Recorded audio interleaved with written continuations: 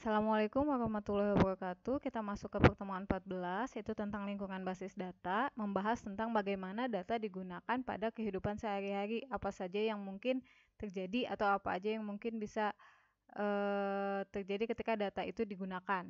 Oke. Yang pertama, ini ada yang disebut dengan concurrency. Concurrency adalah permasalahan yang terjadi ketika ada satu data dipakai secara bersama-sama. Nah, ada 3 masalah yang disebabkan concurrency. Yang pertama, kehilangan modifikasi. Jadi, ketika database-nya dipakai secara bersama dan terjadi update atau perubahan data, datanya itu tidak terupdate. Oke, ini adalah secara umum ketika terjadi transaksi A, kita menarik data tersebut, kemudian dimodifikasi. Di transaksi B, kita tarik juga data tersebut, kemudian dimodifikasi juga. Nah, hasilnya itu bisa tidak sesuai. Contohnya seperti ini. Terjadi transaksi di IKA di mana sama-sama menarik data saldo. Data saldo awalnya itu adalah 1 juta. Ketika IKA melakukan transaksi, saldonya ini dikurangi sebesar 50.000.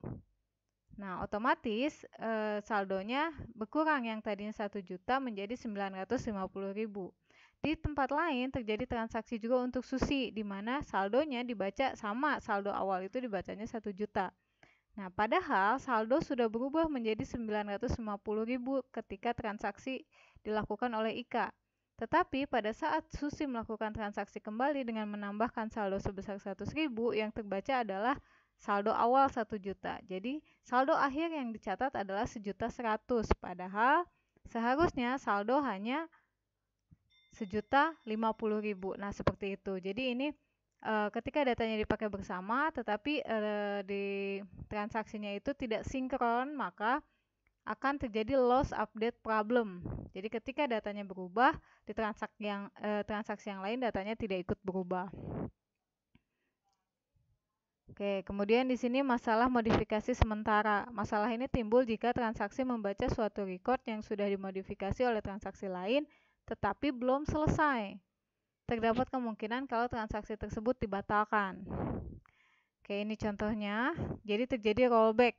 Jadi transaksi dilakukan, tapi kemudian transaksinya dibatalkan. Jadi seharusnya saldonya itu kembali, tetapi tidak terbaca kembali karena rollback-nya itu dilakukan sebelum transaksi yang lain dilakukan.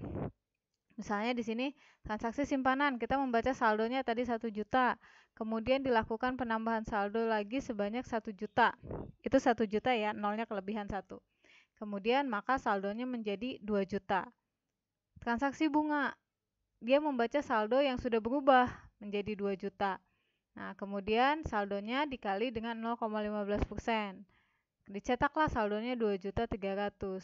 Rollback 2.300.000. Nah, padahal seharusnya rollback-nya itu 300.000. Jadi tidak terjadi pengalian terhadap saldo tersebut. Gitu. Jadi rollback-nya ini tidak terbaca atau pembatalannya itu tidak terbaca, sehingga saldo tetap 2.300.000. Padahal kalau misalnya transaksi tersebut di rollback, harusnya si saldonya itu kembali menjadi 2 juta. Berarti tidak jadi dikali 0,15 seperti itu. Oke, kemudian di sini analisa yang tidak konsisten. Masalah ini timbul jika sebuah transaksi membaca suatu nilai tetapi transaksi yang kedua mengupdate beberapa nilai tersebut selama eksekusi transaksi yang pertama. Oke, di sini dia membaca nilai yang pertama itu 40, kemudian jumlahnya 40. Baca nilai yang kedua itu 50. Jadi 40 ditambah 50 jumlahnya sekarang menjadi 90. Kemudian baca nilai yang ketiga itu 30. Modifikasi nilai ketiga 30 menjadi 20. Nah, kemudian dia membaca lagi nilai yang pertama 40, memodifikasi, dan seterusnya. Nah, transaksi A menjumlahkan nilai 1, nilai 2, dan nilai 3. Sedangkan transaksi B ini menjumlahkan nilai 1 ditambah 10, nilai 3 dikurangi 10. Gitu, oke. Kemudian ada yang disebut dengan locking. Locking itu adalah salah satu mekanisme pengontrol konkurensi. Konsep dasarnya, ketika sebuah transaksi memerlukan jaminan kalau record yang diinginkan tidak akan berubah secara mendadak, maka diperlukan kunci untuk record tersebut. Nah, fungsi locking berfungsi untuk menjaga record tersebut agar tidak dimodifikasi oleh transaksi lain. Jadi, ketika kita melakukan transaksi, jika di locking, maka kita harus menyelesaikan transaksi tersebut baru bisa masuk ke transaksi yang lainnya. Gitu. Jadi diperlukan locking ini. Kemudian jenis-jenis lock ada yang disebut dengan share. Kunci ini menggunakan pengguna dan para pengguna konkuren yang lain dapat membaca record tetapi tidak mengubahnya. Jadi kalau transaksinya belum selesai, dia cuma bisa lihat aja datanya. Kemudian kalau sudah selesai baru bisa dipakai lagi seperti itu. Kemudian ada juga eksklusif. Kunci ini memungkinkan pengguna untuk membaca dan mengubah record, sedangkan pengguna konkuren lain tidak diperbolehkan membaca ataupun mengubah record tersebut. Nah, ini juga sama, eksklusif.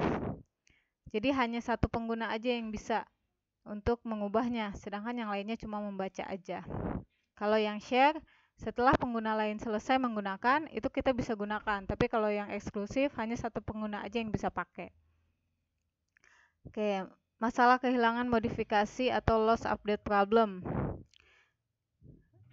Oke, kemudian di sini ini yang sementara tadi. Kemudian ini yang modifikasi. Ini kalau misalnya datanya itu tidak konsisten, jadi ketika datanya dipakai di transaksi yang A, dia hanya menjumlahkan, tetapi di transaksi yang lainnya dia harus dimodifikasi. Nah, itu berarti tidak konsisten. Kemudian ada yang disebut dengan timestamping, salah satu alternatif mekanisme kontrol konkuren yang dapat menghilangkan masalah deadlock. Dua masalah yang timbul pada timestamping, yang pertama, suatu transaksi memerintahkan untuk membaca sebuah item yang sudah diupdate oleh transaksi yang belakangan. Jadi yang kedua, transaksi memerintahkan untuk menulis sebuah item yang nilainya sudah dibaca atau ditulis oleh transaksi yang belakangan. Jadi yang pertama itu, sebelum melakukan transaksi, dia harus membaca dulu transaksi yang sudah diupdate. Nah, sama yang kedua itu memerintahkan untuk menulisnya. Jadi yang pertama dibaca dulu ada atau tidak update dari transaksi terakhir, kemudian setelah itu baru dituliskan. Seperti itu. Kemudian ada yang disebut dengan crash dan recovery. Kalau crash itu adalah suatu failure atau kesalahan atau kegagalan dari suatu sistem. Penyebabnya adalah yang pertama disk crash, informasi yang ada di disk akan hilang. Kemudian yang kedua power failure, informasi yang disimpan pada memori utama dan register akan hilang. Yang ketiga software error, yaitu output yang dihasilkan tidak betul dan sistem database-nya sendiri akan memasuki suatu kondisi tidak konsisten. Jadi kalau disk berarti permasalahan pada hard disk, kemudian kalau power failure itu informasi yang disimpan pada memori utama dan register itu akan hilang, kemudian yang terakhir adalah software yang digunakannya. Berdasarkan jenis storage-nya, failure berdasarkan jenis storage, yang pertama itu ada volatile storage. Biasanya informasi yang terdapat pada volatile akan hilang jika terjadi kerusakan sistem. Contohnya RAM. Kemudian ada non-volatile storage. Biasanya informasi yang terdapat pada non-volatile tidak akan hilang. Kemudian ada stable storage. Informasi yang terdapat dalam stable ini tidak pernah hilang. Contohnya adalah hard disk RAID. Jadi ada RAM, ini penyimpanan. Kalau tersimpan di RAM, tersimpan di ROM, dan tersimpan di hard disk. Seperti itu. Kemudian jenis-jenis kegagalan, yang pertama logical error. Kalau logical error itu biasanya pada saat kita mengetikkan listing atau membuat sebuah aplikasi, itu logiknya tidak sesuai. Maksudnya harusnya ketika 1 ditambah 1 itu menghasilkan nilai 2, ternyata pada saat kalian buat listingnya 1 ditambah 1 malah menghasilkan angka 11, seperti itu. Nah, itu adalah logical error. Kalau sistem jadi berada pada keadaan yang tidak diinginkan, misalnya deadlock, kemudian tidak dapat dilanjutkan, ngehang gitu. Nah, itu adalah sistem error. Jadi terjadi hang atau selang waktu program dapat dijalankan kembali. Jadi hang sementara. Kemudian ada sistem crash, kegagalan fungsi perangkat keras. Jadi misalnya tiba-tiba hard disknya kena virus dan sebagainya. Nah, itu adalah sistem crash. Kemudian disk failure, hilangnya data dari sebuah blok disk disebabkan oleh kerusakan head atau kesalahan pada waktu pengoperasian transfer data. Kemudian security. Security itu adalah proteksi terhadap data, perusakan data dan pemakaian oleh pemakai yang tidak mempunyai izin. Contohnya kalau dihack datanya atau di-crack, nah seperti itu kita butuh yang namanya security. Beberapa masalah security secara umum, yang pertama, di dalam suatu perusahaan siapa yang diizinkan untuk mengakses suatu sistem. Jadi ketika ada orang yang tidak berhak mengakses sistem tersebut, itu kita membutuhkan security-nya. Yang kedua, bila sistem tersebut menggunakan password, bagaimana kerahasiaan passwordnya? Apakah rendah, apakah sedang, ataukah tinggi? Kalau rendah berarti bisa diisi dengan 6 digit dan isinya bisa huruf saja atau angka saja. Sedangkan kalau tinggi Harus ada huruf besarnya, harus ada huruf kecilnya, harus ada angkanya, dan sebagainya. Kemudian yang ketiga, di dalam pengontrolan hardware, apakah ada proteksi untuk penyimpanan data? Untuk menyimpan datanya itu cukup atau tidak, sesuai atau tidak. Oke, kemudian selanjutnya dua kategori penyalahgunaan database. Yang pertama, kategori yang tidak disengaja. Anomali yang disebabkan oleh pendistribusian data pada beberapa komputer. Yang kedua, kategori yang disengaja, insert, delete, update. Oke, jadi kalau yang pertama, ketika kita mentransfer data dari satu file ke file yang lain atau dari satu komputer ke komputer yang lain, itu terjadi crash. Nah, itu tidak disengaja. Tapi kalau yang disengaja, ketika kita membuka datanya, kemudian kita memasukkan data, menghapus, mengupdate, padahal kita nggak punya hak, nah itu adalah yang disengaja. Berapa tingkat masalah security? Yang pertama, fisikal, terkait dengan pengamanan lokasi fisik database. Yang kedua, man, berkaitan dengan wewenang user atau siapa sih yang berhak mengakses sistemnya. Yang ketiga, itu sistem operasi, berkaitan dengan keamanan sistem operasi. Yang keempat, sistem database, mengatur hak akses dari si user itu sendiri. Oke, selanjutnya, pemberian wewenang dan view. Konsep view adalah cara yang diberikan pada seorang pemakai untuk mendapatkan model database yang sesuai dengan kebutuhan perorangan. Database relational membuat pengamanan pada level 1 relasi, 2 view, 3 read authorization, kemudian insert authorization. Relasi seorang pemakai diperbolehkan atau tidak mengakses langsung suatu relasi, diperbolehkan untuk tidak mengakses data yang terdapat pada view, dan sebagainya. Misalnya, ada pengguna, dia statusnya adalah kasir. Apakah kasir ini boleh menambahkan barang atau hanya bisa melakukan transaksi? Atau dia adalah owner atau pemilik dari si perusahaan tersebut. Apa saja yang bisa dia lakukan untuk mengakses datanya? Apakah boleh menambahkan data, menghapus data, mengedit, melakukan transaksi, dan sebagainya.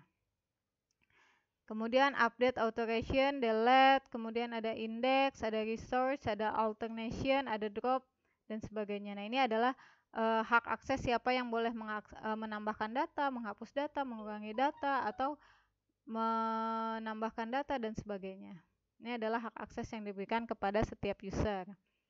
Kemudian integrity, berarti memeriksa keakuratan dan validasi data. Yang pertama, integrity constant, memberikan suatu sarana yang memungkinkan pengubahan database oleh pemakai berwenang sehingga tidak akan menyebabkan datanya inkonsistensi. Sedangkan kalau integrity rule, yang pertama ada yang disebut dengan integrity entity, yang kedua integrity referensi. Integrity entity ini tidak ada satu komponen kunci primer yang bernilai kosong. Kalau yang referensi, suatu domain dapat dipakai sebagai kunci primer bila merupakan atribut tunggal pada domain yang bersangkutan. Jadi kalau integrity constant itu hanya mengubah database oleh pemakai yang berwenang, siapa aja yang boleh mengakses databasenya. Kalau integrity rule lebih ke dalam databasenya, contohnya data tidak boleh kosong, kemudian data harus mempunyai primary key, transaksi bisa lebih dari satu, dan sebagainya. Oke, itu pembahasan untuk pertemuan 14. Sampai sini saya cukupkan sekian. Wassalamualaikum warahmatullahi wabarakatuh.